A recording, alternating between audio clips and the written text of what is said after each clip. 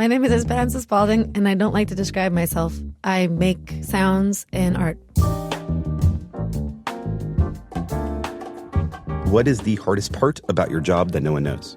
I think the hardest part, what's coming to mind right now, is learning that you can't really trust the opinion of other people about the work that you're doing. You know, if your boss in the office says, like, this is not a good article, I need you to rewrite it for this reason, and then you rewrite it and you see that it's better, you go, oh, okay, I'm going to trust my boss, and also I'm accountable to him.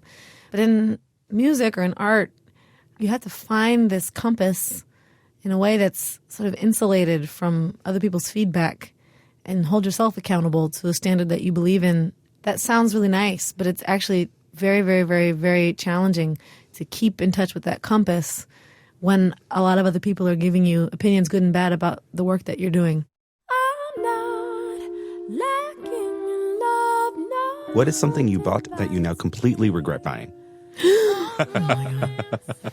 So many things. I feel like everything that I've ever ordered on Amazon, I don't understand. I love Amazon, but I never use what I buy. It's crazy.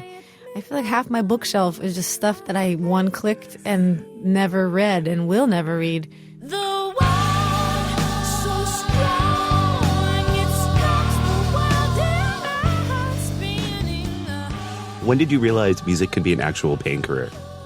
Ooh, very early, actually. Very, very early. When I was probably 15, I had a trio with a friend, with two friends, obviously.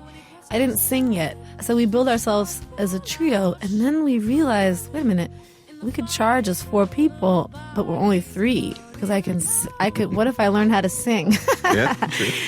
And that's when it all came into focus that you could do things to make more money playing music. That's awesome. Yeah, there were a lot of gigs at that time when I was very young in Portland, and I started gigging a lot. I never understood that you could do it for your whole life. It seemed so novel, you know. I always had like 9-to-5 jobs when I was younger and older. And at one point, my boss pulled me aside and he said, you know, you can't keep missing work to do gigs. You're going to have to choose. And then I realized, like, oh, wow, I have been earning money doing gigs. Maybe I can actually pay my rent this way. And the rest is unfolding. We could change the whole story of love. Same old play, I'm getting tired of.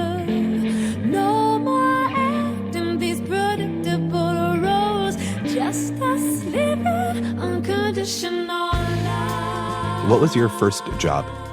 My first job, I worked at a place called People's Food Co-op.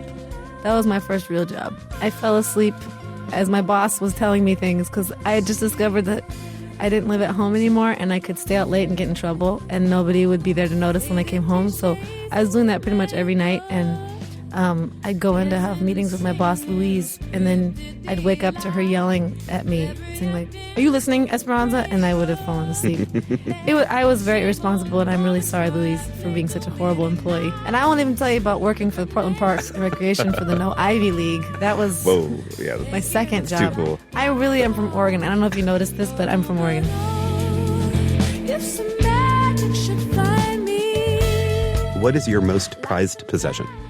Right now, my most prized possession is the journal or the notebook in which I have been brainstorming and devising the next iteration of my project. If I lost that notebook, it would really hurt and sting because everything's in there. It's just real, it's raw. It's like a field journal because it's with me all the time in case I think of something at the moment that seems brilliant. And if I lost that possession, it would hurt a lot. Judas, you know the lonesome road. Last question. What advice do you wish someone gave you before you started your career? Ooh, a couple things. One, no matter how daunting it seems, make sure you can repeat everything in the contract in your own language. Make sure that you can say each paragraph again in your own layman's terms. I would make sure that you can say that to a lawyer who then can tell you yes or no. You did understand that or you didn't understand that.